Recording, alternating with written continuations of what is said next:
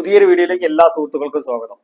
തൊട്ട് മുമ്പ് നമ്മൾ ഡിസ്കസ് ചെയ്ത വീഡിയോയിൽ എങ്ങനെയാണ് അൺഫേവർ ആയിട്ടുള്ള ഇൻസിഡന്റുകൾ ഒരാൾ അറിയാതെ അയാളിൽ നെഗറ്റീവായ മനോഭാവങ്ങൾ ഉണ്ടാക്കാൻ കാരണമാകുന്നത്, നെഗറ്റീവായ ബിലീഫ് സിസ്റ്റങ്ങൾ ഉണ്ടാക്കാൻ കാരണമാകുന്നത് എന്ന് നമ്മൾ ഡിസ്കസ് ചെയ്യേണ്ടായി. അപ്പൊ അവിടെ ഞാൻ യാദൃശ്ചികമായി പരിചയപ്പെട്ട ഒരു വ്യക്തി അയാളുടെ ജീവിതത്തിൽ ഉണ്ടായ ഒരു അനുഭവത്തിന്റെ വെളിച്ചത്തിൽ പോലീസുകാരെ വിശ്വസിക്കാൻ കൊള്ളില്ല എന്ന രീതിയിലേക്കുള്ള ഒരു മനോഭാവത്തിൽ എത്തിച്ചേർന്നത് എങ്ങനെയാണെന്നുള്ളത് നമ്മൾ എക്സ്പ്ലെയിൻ ചെയ്തിരുന്നു. അപ്പൊ ഈ വീഡിയോയിൽ നമ്മൾ പറയുന്ന കണ്ടന്റ് അതിന്റെ പൂർണ്ണ രൂപത്തിൽ നിങ്ങൾ ഉൾക്കൊള്ളണമെങ്കിൽ ഈ വീഡിയോ കണ്ടു കഴിഞ്ഞതിന് ശേഷം ആ പ്രീവിയസ് എപ്പിസോഡ് കൂടെ ഒന്ന് കാണുക. അപ്പൊ അത് ഡിസ്ക്രിപ്ഷനിൽ നമ്മൾ ആ വീഡിയോയുടെ ലിങ്ക് കൊടുക്കുന്നുണ്ട്. അതേപോലെ തന്നെ ഈ വീഡിയോയുടെ എൻഡ് സ്ക്രീൻ ആയിട്ടും ആ വീഡിയോ കൊടുക്കാം. ഈ വീഡിയോയിൽ നമ്മൾ ഡിസ്കസ് ചെയ്യാൻ പോകുന്നത് ഇത്തരത്തിൽ ഒരു മനോഭാവം ഉണ്ടായി വരുന്ന മൊമെന്റിൽ തന്നെ അതിനെ തടയിടാൻ പറ്റുന്ന ഒരു ടെക്നിക്ക് കൂടിയാണ്.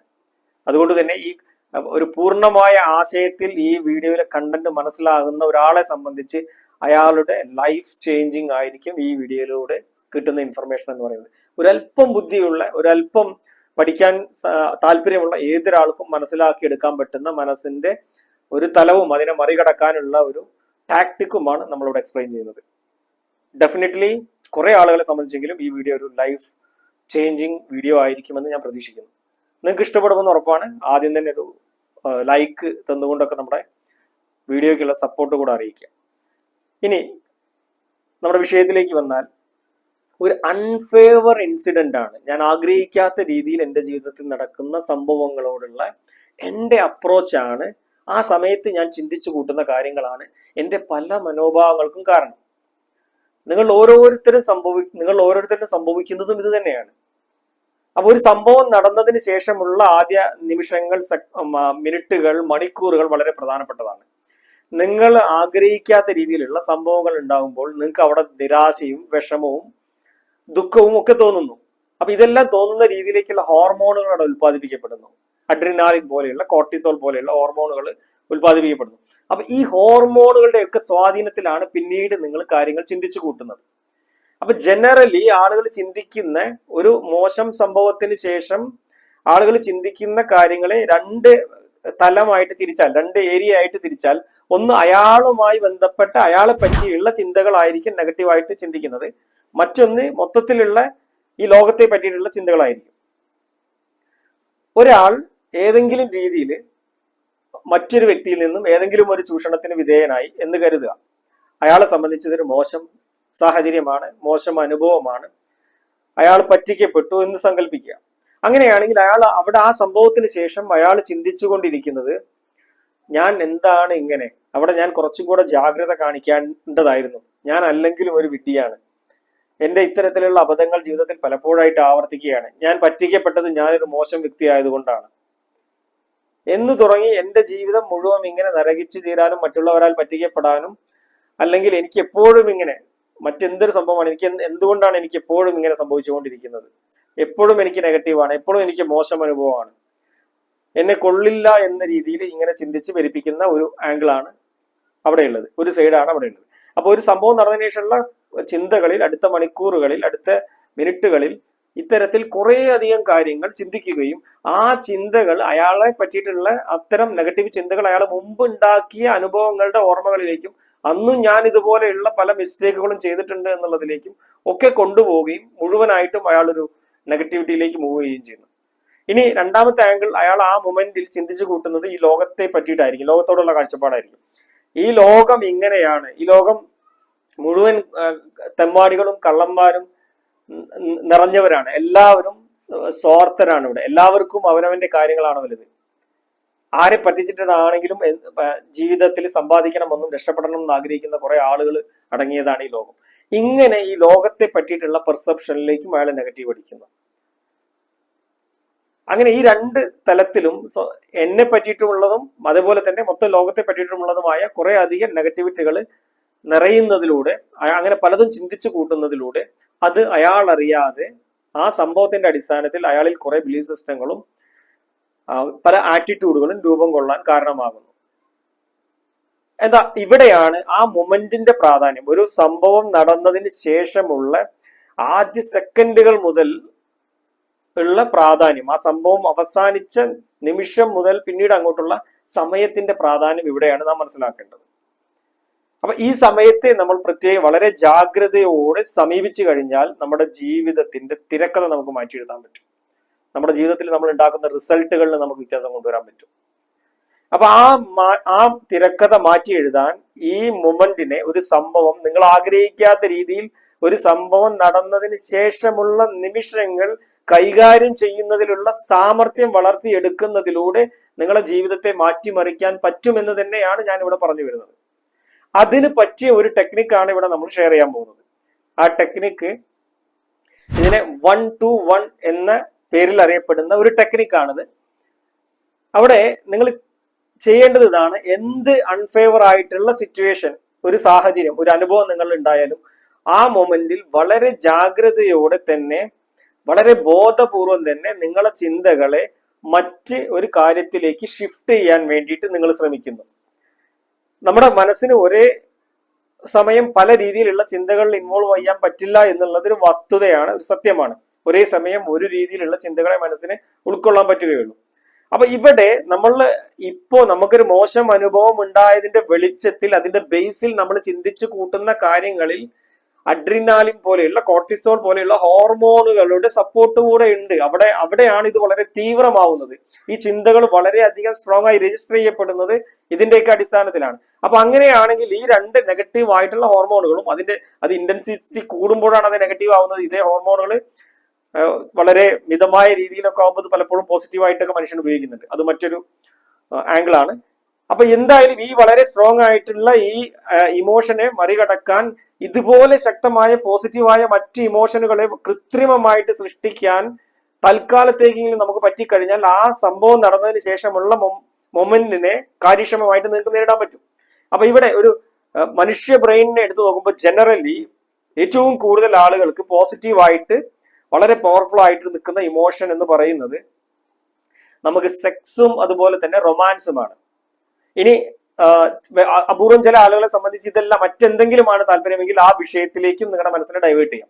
അപ്പൊ ഇവിടെ ഇങ്ങനെ നിങ്ങൾക്ക് അൺഫേവർ ആയിട്ടുള്ള ഒരു സംഭവം നടന്ന ഉടനെ വളരെ ബോധപൂർവ്വം ഒരു എക്സസൈസിന്റെ ഭാഗം എന്നുള്ള രീതിയിൽ നിങ്ങൾ ഈ രണ്ട് ടോപ്പിക്കിലേക്ക് ഏതിലേക്കെങ്കിലും മനസ്സ് കൊണ്ടുപോകാൻ ബോധപൂർവ്വം ശ്രമിച്ചുകൊണ്ട് അതിൽ എൻഗേജ് ആയിക്കൊണ്ട് അതുമായിട്ട് ബന്ധപ്പെട്ട ചിന്തകൾ മനസ്സിൽ നിറച്ചുകൊണ്ട് ഈ ഇൻസിഡന്റിനെ കുറച്ച് നിമിഷത്തേക്ക്, ഒരു അരമണിക്കൂർ സമയത്തേക്കെങ്കിലും നിങ്ങൾക്ക് മറക്കാവുന്ന രീതിയിലേക്ക് അതിനെ മാറ്റുക എന്നുള്ളതാണ്, ആ ഒരു അവസ്ഥയിലേക്ക് എത്തിച്ചേരുക എന്നുള്ളതാണ് ഈ എക്സസൈസിന്റെ 1, 2 എന്ന് പറയുന്ന ഫേസ്. രണ്ടാമത്തെ ഘട്ടം എന്ന് പറയുന്നത് അതാണ്. അപ്പൊ അവിടെ ഇതെല്ലാം നിങ്ങൾക്ക് ഇത് നിങ്ങൾക്ക് ചിന്തിക്കാൻ മാത്രം അവസരമുള്ള ഒരു സാഹചര്യത്തിലാണ് എങ്കിലാണ് ചിന്തകൾ കൊണ്ട് നിങ്ങൾ ഈ ഗെയിം കളിക്കുന്നത്.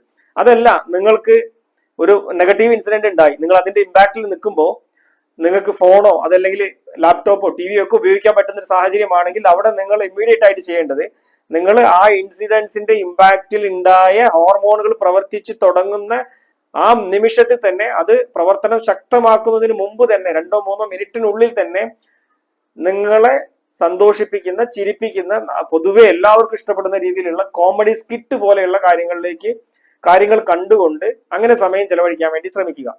അപ്പൊ അതിൽ ഇൻവോൾവ് ആവുന്നതിലൂടെ, ചിരിക്കുന്നതിലൂടെ, സന്തോഷിക്കുന്നതിലൂടെ നിങ്ങളിൽ എൻഡോർഫിൻ പോലെയുള്ള ഹോർമോണുകൾ, സിറോട്ടോണിൻ പോലെയുള്ള ഹോർമോണുകൾ ഉത്പാദിപ്പിക്കുകയും അപ്പൊ നേരത്തെ ഉണ്ടായ ബാഡ് ഇൻസിഡന്റിന്റെ ബേസിൽ ഉണ്ടാക്കപ്പെട്ട മറ്റ് അഡ്രിനാലിൻ, കോർട്ടിസോളിൻ പോലെയുള്ള ഹോർമോണുകളെ ഇത് നിർവീര്യമാക്കുകയും ചെയ്യും. അപ്പൊ ആ ഒരു അരമണിക്കൂർ കൊണ്ട് നിങ്ങളുടെ മനസ്സിലെ ആംബിയൻസ് നിങ്ങൾ കൃത്രിമമായിട്ട് മാറ്റിയെടുക്കുന്നു, സൃഷ്ടിക്കുന്നു. അതിനുശേഷം ആ പ്രോസസ്സ് കഴിഞ്ഞാൽ നിങ്ങൾ ആ വീഡിയോ കാണുന്നതാണെങ്കിൽ ആ കാണുന്നത്, അല്ലെങ്കിൽ ഞാൻ നേരത്തെ പറഞ്ഞ പോലെ സെക്സ്, റൊമാൻസ് പോലെയുള്ള കാര്യങ്ങളിൽ ഫോക്കസ് ചെയ്ത് നിങ്ങൾ ചിന്തിച്ചുകൊണ്ട് നിങ്ങളുടെ മൂഡ് ഈ കാര്യത്തിൽ നിന്ന് ഡൈവേർട്ട് ചെയ്യുന്നത് പോലെയുള്ള ഒരു കാര്യം അത് ചെയ്ത് കഴിഞ്ഞാൽ ഇമ്മീഡിയറ്റ് ആയിട്ട് 1, 2 ആൻഡ് അഗെയിൻ 1 എന്ന് പറയുന്നത് ഇവിടുത്തെ ഇൻസിഡന്റ് ആണ്. അത് സംഭവിച്ച് നിങ്ങൾ ആ ആംബിയൻസ് മാറിക്കഴിഞ്ഞാൽ പിന്നെ നിങ്ങൾ 1ലേക്ക് വീണ്ടും നിങ്ങൾ തിരിച്ചു വരുന്നു. ആ തിരിച്ചു വന്നിട്ട് നിങ്ങൾ അവിടെ സാധാരണ നമ്മുടെ ഇത്രയും കാലം നിങ്ങൾ ശീലിച്ച കാര്യങ്ങൾ വെച്ചിട്ട് അവിടെ 2 ആംഗിളിലാണ് നിങ്ങൾ ചിന്തിക്കാൻ സാധ്യതയുള്ളതെന്ന് ഞാൻ പറഞ്ഞു, നിങ്ങളെ പറ്റിയിട്ടും ലോകത്തെ പറ്റിയിട്ടും. അപ്പൊ ഇവിടെ വളരെ ബോധപൂർവം ഈ ഒന്നിലേക്ക് തിരിച്ചു വന്നതിന് ശേഷം, ഫേസ് 1ലേക്ക് തിരിച്ചു വന്നതിന് ശേഷം അവിടെ നിങ്ങളെ പറ്റിയിട്ട് നിങ്ങളൊന്ന് വിശകലനം ചെയ്യുക. ആ സംഭവത്തിൽ നിന്നും എന്ത് ലേൺ ചെയ്യാനുണ്ട് എന്നുള്ള ആംഗിളിൽ നിങ്ങൾ ചിന്തിക്കുക. അപ്പൊ അവിടെ ഞാൻ എന്തുകൊണ്ടാണ് ഇയാളാൽ ചൂഷണം ചെയ്യപ്പെട്ടത്, പറ്റിക്കപ്പെട്ടത്, എന്ത് കോമ്പിറ്റൻസ് ആണ് എന്നിൽ കുറവുള്ളത്, എന്താണ് എന്റെ ഇൻകോമ്പിറ്റൻസ്. അപ്പൊ നിങ്ങൾ മനസ്സിലാക്കുന്നു, അയാൾക്ക് എന്നെ പറ്റിക്കാൻ പറ്റിയത് അയാൾ പറഞ്ഞ കാര്യങ്ങളെ ഞാൻ അന്ധമായി വിശ്വസിച്ചത് കൊണ്ടാണ്, അയാൾ പറഞ്ഞൊരു കാര്യത്തെ വെരിഫൈ ചെയ്യുന്ന ഒരു ഹാബിറ്റ് എനിക്ക് ഇല്ലാത്തത് കൊണ്ടാണ് ഞാൻ പറ്റിക്കപ്പെട്ടത്, എന്റെ പണം നഷ്ടപ്പെട്ടത്, അല്ലെങ്കിൽ എന്റെ ജീവിതം തന്നെ അതിന് വിലയായിട്ട് കൊടുക്കേണ്ടി വന്നത്. അപ്പൊ ഞാൻ ഇവിടെ എടുക്കുന്ന ടേക്ക് അവേ എന്താണ്, എന്റെ ലേണിംഗ് എന്താണ്, ഇനി അങ്ങോട്ട് ഞാൻ ഏത് പ്രധാനപ്പെട്ട കാര്യങ്ങളിൽ തീരുമാനമെടുക്കുമ്പോഴും, എവിടെ പണം സ്പെൻഡ് ചെയ്യുമ്പോഴും, ഏതൊരാളോട് ബന്ധം സ്ഥാപിക്കുമ്പോഴും ഒരാൾ പറഞ്ഞ കാര്യങ്ങൾ അത് സത്യമാണോ കൃത്യമാണോ എന്ന് വെരിഫൈ ചെയ്യുന്ന ഒരു ഹാബിറ്റ് ഞാൻ ഉണ്ടാക്കിയെടുക്കണം. അപ്പൊ ഞാൻ ഉണ്ടാക്കിയെടുക്കാൻ പോകുന്ന കോമ്പിറ്റൻസ് അതാണ്. എന്റെ ലേണിംഗ്, എന്റെ ടേക്ക് അവേ, ഈ സംഭവിച്ച കാര്യത്തിൽ നിന്നുള്ള എന്നെ പറ്റിയുള്ള എന്റെ ടേക്ക് അവേ ഇതാണ്. ഇത് വെറുതെ മനസ്സിൽ ചിന്തിച്ചാൽ മാത്രം പോരാ, അവസരം കിട്ടിയാൽ ഉടനെ തന്നെ ഇമ്മീഡിയറ്റ് ആയിട്ട് ഇതിനെ ഡോക്യുമെന്റ് ചെയ്യുക, നിങ്ങളുടെ ഒരു ഡയറിയിൽ അത് എഴുതുക. വരും ദിവസങ്ങൾ വീണ്ടും വീണ്ടും ആവർത്തിച്ച് നിങ്ങൾ അതിനെപ്പറ്റി ചിന്തിക്കുക, ഈ സ്കില്ല് ഞാൻ ഡെവലപ്പ് ചെയ്യേണ്ടതുണ്ട്. എന്റെ കോമ്പിറ്റൻസ്, കാര്യങ്ങൾ വെരിഫൈ ചെയ്യുന്ന കോമ്പിറ്റൻസ്, ഒരാൾ പറഞ്ഞൊരു കാര്യം അതിന്റെ നിജസ്ഥിതി എന്താണെന്ന് പരിശോധിക്കുന്ന ഒരു ഹാബിറ്റ് ഞാൻ ഡെവലപ്പ് ചെയ്യേണ്ടതുണ്ട് എന്ന് ആവർത്തിച്ച് ഓർമ്മപ്പെടുത്തിക്കൊണ്ടിരിക്കുക. അപ്പൊ ഈ ഒരു ഭാഗം കഴിഞ്ഞപ്പോൾ രണ്ടാമത്തെ ഭാഗം നിങ്ങൾ വളരെ ബോധപൂർവം ചിന്തിക്കേണ്ടത്, ലോകത്തെ പറ്റിയിട്ട് ഉള്ള ഒരു ചിന്തയും ഒരു സംഭവത്തിന് ശേഷം നാച്ചുറലി സബ് കോൺഷ്യസ്ലി നിങ്ങൾ സംഭവിക്കുന്നുണ്ട്. അപ്പൊ നിങ്ങൾ ആ എക്സസൈസിലേക്ക് പോയപ്പോൾ 1-2 സെക്കൻഡ് ഫേസിലേക്ക് പോയ സമയത്ത് ഇവിടെ അതിനുശേഷം സാധാരണ സംഭവിക്കേണ്ടതായിട്ടുള്ള നെഗറ്റീവായ ചിന്തകൾ, നിങ്ങളെ പറ്റിയിട്ടും ലോകത്തെ പറ്റിയിട്ടുമുള്ള ചിന്തകൾ ഇല്ലാത്തത് കൊണ്ട് മനസ്സിന് എന്തോ മിസ്സായൊരു തോന്നലുണ്ടാവും, അത് ചിന്തിക്കാൻ പറ്റിയിട്ടില്ല. അപ്പൊ ആ തോന്നല്, ആ എന്തോ നഷ്ടപ്പെട്ട തോന്നലിനെ നികത്താൻ വേണ്ടിയിട്ട് നിങ്ങളെ പറ്റിയിട്ട് ഉള്ള ടേക്ക് അവേ എടുത്തതുപോലെ തന്നെ ഈ ലോകത്തെ പറ്റിയിട്ടുള്ള ഒരു ബോധപൂർവമായ ചിന്തകൾ നിങ്ങൾ അവിടെ ഇംപ്ലാന്റ് ചെയ്യാൻ ശ്രമിക്കുന്നു. ഈ അരമണിക്കൂറിലെ ഫേസ് 2 കഴിഞ്ഞതിന് ശേഷം അതിങ്ങനെയാവണം, ഈ ലോകത്ത് ചില ആളുകളൊക്കെ ഇങ്ങനെയുള്ള ആളുകളുണ്ട്, ചില ആളുകൾക്ക് വാല്യൂസ് കോംപ്രമൈസ് ചെയ്തിട്ടാണെങ്കിലും ആരെ പറ്റിച്ചിട്ടാണെങ്കിലും കാര്യങ്ങൾ നേടിയെടുത്താൽ മതി എന്ന് നിങ്ങൾ ബോധപൂർവ്വം ചിന്തിക്കും. അതിനർത്ഥം ഈ ലോകത്ത് എല്ലാവരും ഇങ്ങനെയല്ല, ഈ ലോകം പൂർണ്ണമായിട്ട് മോശമോ പൂർണ്ണമായിട്ട് നല്ലതോ അല്ല എന്ന് ഒരു ചിന്ത നിങ്ങൾ ബോധപൂർവം കൊണ്ടുവരുന്നു. എന്നാൽ ഇത്തരത്തിലുള്ള ആളുകൾക്കിടയിൽ ജീവിക്കുമ്പോൾ അല്പം ജാഗ്രത ഞാൻ കാണിക്കേണ്ടതുണ്ട്. അതേസമയം ധാരാളം ആളുകളും, ഏറ്റവും കൂടുതൽ ആളുകളും പൊതുവെ നല്ലവർ തന്നെയാണ്. കാരണം ബേസിക്കലി ഹ്യൂമൻ ബ്രെയിൻ ഡിസൈൻ ചെയ്യപ്പെട്ടിട്ടുള്ളത് സഹാനുഭൂതിയും സഹാനുകമ്പയും ഒക്കെ ഉള്ള രീതിയിലാണ്, പരസ്പരം സഹായിക്കുന്ന രീതിയിലാണ്. അതുകൊണ്ടാണ് നമ്മൾ ആർക്കെങ്കിലും എന്തെങ്കിലും സംഭവിച്ചാൽ നമ്മൾ ഓടി ചെല്ലുന്നതും അവിടെ സഹായിക്കാൻ വേണ്ടിയിട്ട് നമ്മുടെ സമ്പത്തും സമയവും ഒക്കെ നമ്മൾ സ്പെൻഡ് ചെയ്യുന്നതും ഒക്കെ ഈ നേച്ചർ ഹ്യൂമൻ ബ്രെയിൻ ഉള്ളത് കൊണ്ടാണ്. വയനാട് പോലെയുള്ള ദുരന്തങ്ങളിലൊക്കെ നമ്മളത് കാണുന്നത്, അവിടെ അത് നമ്മളുടെ സമൂഹത്തിന്റെ, കേരളത്തിന്റെ, മലയാളികളുടെ വലിയ സംഭവം എന്നൊക്കെ പറഞ്ഞ് കൊട്ടിഘോഷിക്കുമ്പോൾ ബ്രെയിൻ സയൻസ് അറിയുന്ന ആളുകൾക്ക് അങ്ങനെയല്ല ചിന്തിക്കാൻ പറ്റുക. അത് ഹ്യൂമൻ ബ്രെയിനിന്റെ പ്രത്യേകത എന്നുള്ള രീതിയിൽ തന്നെയാണ്. അപ്പൊ ഇത് മൊത്തത്തിൽ ലോകം എവിടെ എടുത്താലും ഈ ഒരു സഹാനുഭൂതിയും സഹാനുകമ്പയും ഒക്കെ മനുഷ്യ മസ്തിഷ്കത്തിന്റെ പ്രത്യേകതയാണ്, മനുഷ്യ മനസ്സിന്റെ പ്രത്യേകതയാണ് എന്നുള്ളത് കൊണ്ട് ഞാൻ ഈ ലോകത്തെ പറ്റിയിട്ട് ഇങ്ങനെ ഈ മൊമെന്റിൽ ചിന്തിക്കുന്നു എന്ന് പറഞ്ഞുകൊണ്ട് വളരെ ബോധപൂർവം ആ രീതിയിലുള്ള ഒരു ഇൻഫർമേഷനും നിങ്ങൾ ആഡ് ചെയ്യുന്നു. ഇത്രയും ആവുമ്പോൾ ഈ എക്സസൈസിന്റെ 1, 2, 1 എന്ന് പറഞ്ഞ 3 ഘട്ടവും നിങ്ങൾ പൂർത്തിയാക്കുന്നു. ഇങ്ങനെ ചെയ്യുന്നതിലൂടെ നിങ്ങൾ അറിയാതെ, അവെയർ അല്ലാതെ നിങ്ങൾ ഉണ്ടാക്കിയെടുക്കാൻ സാധ്യതയുള്ള ഒരു ആറ്റിറ്റ്യൂഡിനെ നിങ്ങൾ മുളയിലേ നുള്ളുകയാണ് ചെയ്തത്. ഒരു ബിലീഫ് സിസ്റ്റത്തെ, നെഗറ്റീവായ ഒരു ബിലീഫ് സിസ്റ്റത്തെ, ഉണ്ടായി വരാൻ സാധ്യത ഉണ്ടായിരുന്ന ഒരു ബിലീഫ് സിസ്റ്റത്തെ മുളയിലേ നുള്ളുകയാണ് നിങ്ങൾ ചെയ്തത്. ഇത് ചെയ്യുന്നതിലൂടെ ഇങ്ങനെ, അപ്പൊ നിങ്ങളുടെ ബിലീഫ് സിസ്റ്റവും നിങ്ങളുടെ ആറ്റിറ്റ്യൂഡുമാണ് നിങ്ങളുടെ ജീവിതത്തിലെ റിസൾട്ടുകൾ എന്ന് പറയുന്നത്.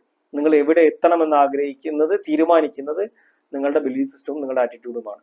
അപ്പൊ നിങ്ങളുടെ ജീവിതം തന്നെയാണ് ഈ കാര്യത്തിലൂടെ നിങ്ങൾ മാറ്റി എഴുതാൻ പോകുന്നത് എന്ന് ഞാൻ തുടക്കത്തിൽ പറഞ്ഞത് കൊണ്ടാണ്. അപ്പൊ ഇത് കൃത്യമായിട്ട് പ്രാക്ടീസ് ചെയ്ത് ഒരു ഹാബിറ്റ് ആക്കുക.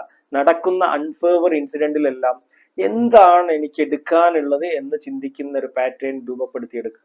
പിന്നീട് കൃത്യമായി ഇങ്ങനെ ഒരു എക്സസൈസ് ഒന്നും ഇല്ലാതെ തന്നെ നിങ്ങൾക്ക് ഇമ്മീഡിയറ്റ് ആയിട്ട് 1, 2ലേക്ക് പോവാതെ തന്നെ 1ൽ നിന്നിട്ട് തന്നെ ഈ കാര്യങ്ങൾ അനലൈസ് ചെയ്യാൻ പറ്റുന്ന ഒരു രീതിയിലേക്ക് നിങ്ങൾ മാറുന്നുള്ളതാണ്.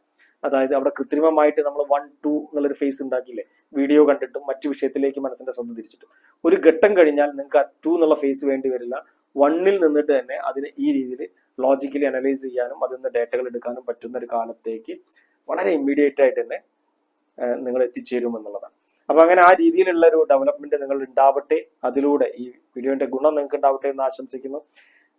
വീഡിയോ ഇഷ്ടപ്പെട്ടെങ്കിൽ ലൈക്ക് ചെയ്യാൻ മറക്കണ്ട. അതേപോലെ തന്നെ നിങ്ങളെ പോലെ ചിന്തിക്കുന്ന നിങ്ങളുടെ താല്പര്യങ്ങളുള്ള സുഹൃത്തുക്കൾക്ക് ഈ വീഡിയോ ഷെയർ ചെയ്യുക. ഇതുവരെ സബ്സ്ക്രൈബ് ചെയ്തില്ലെങ്കിൽ സബ്സ്ക്രൈബ് ചെയ്തുകൊണ്ട് സപ്പോർട്ട് ചെയ്യുക.